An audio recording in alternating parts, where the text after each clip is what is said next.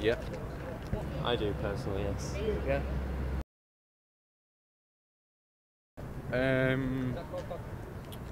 Some should be, because some of them don't really actually harm you as that much.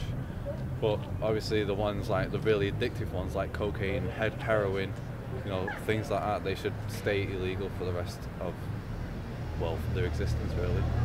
Certain ones should be, such as marijuana, but you know, the class A's, get them out.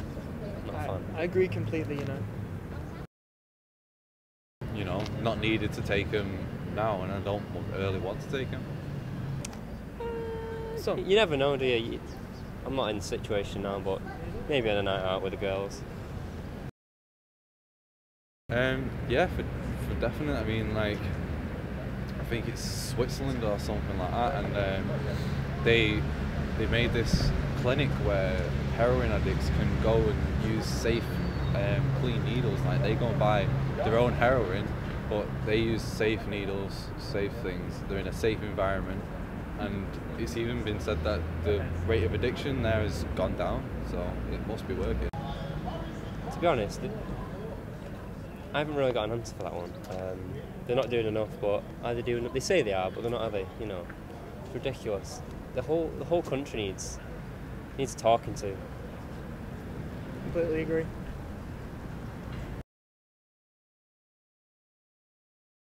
I think it's a bit of. I think it's a bit of both. Like, I think they're both as bad as each other, because obviously the rich, they have the money to buy the drugs, but the poor, like, I think they have it a bit harder because they obviously have no money, but so they're gonna go around stealing, and, you know, making a mess around town and what have you. I'd probably say that cannabis is probably more prominent in the poor areas. Yeah. What about Class A drugs?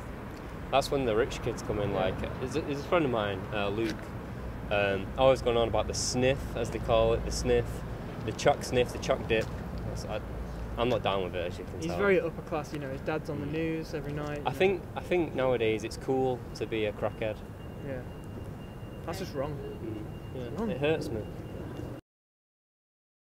Well, that depends really, because it depends on who's going to be voting for them, because you can't just have your main subject on drugs and then, like, not fixing the economy, not doing anything about healthcare or anything like that, or education.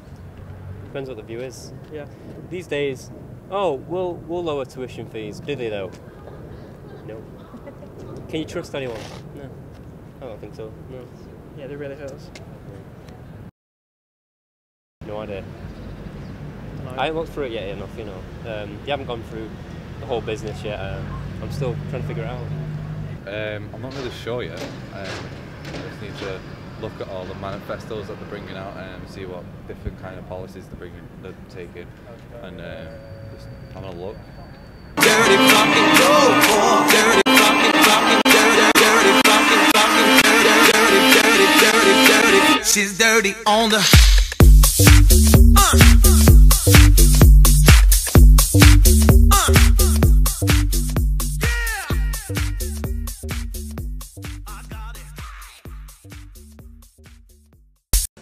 Briefly, could you tell us how you got onto drugs, and then how you managed to come off it, and how many years you were on hard drugs?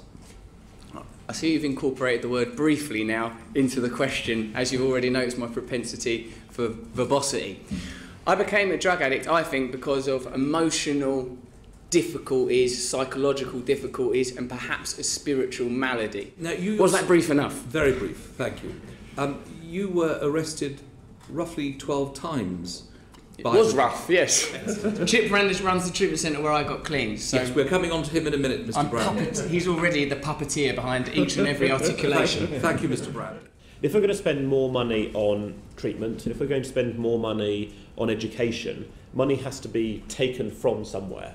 And one possible suggestion is that we spend less money on doing the policing of possession, for example. Is that something which you would support, or would you see things in a different way? I've forgotten the question. Like, do you think instead of nicking people for possession, they should just stick it into treatment and education? Thank you for that translation, Mr. Bryant. Doesn't one also have to have some compassion and consideration for the victims of crime where those crimes are committed by people under the influence of drugs? You can tell what party they're in from their questions, innit? What about the victims of the crime? I think all parties are interested in victims of crime. Of course we are. That's what we're saying. We're not saying that they ignore victims. I think we're running out of time. I have a final question about... Time is infinite. Unfortunately, we cannot run out of time. It is, but for this committee... Who's next? Theresa May? She may not show up. Check she knows what day it is. I think what there needs to be is love and compassion to everybody involved. You need to, if people are committing criminal behaviour, then it needs to be dealt with legally, but you need to offer them treatment, not simply out of some airy-fairy that's all old hands and hug liberalism, but because it deals with the problem and it prevents further crimes being committed. Addicts that get clean at one day at a time through abstinence-based recovery, generally speaking, stop committing crimes. That's better for victims, it's better for the addict, it's better for society. Ellis? The role that celebrities play in society is not insignificant. And I want to ask you whether... I'd argue that it is insignificant, and that's why they play that role. Perhaps it should be more than it is. But what I want to know from you, Mr. Brand, is whether you think that having got out of the cycle of addiction, and I congratulate you for that. Thank you. Whether you would like to position yourself as a role model in society for those who might look to you as an example. As the great Tupac Shakur said, role is something people play, model is something that people make. Both of those things are fake. What I want to offer people is truth and authenticity in the treatment of this illness, in our regard to the criminal components of it, in assisting victims, and in the way we legislate and organise our society.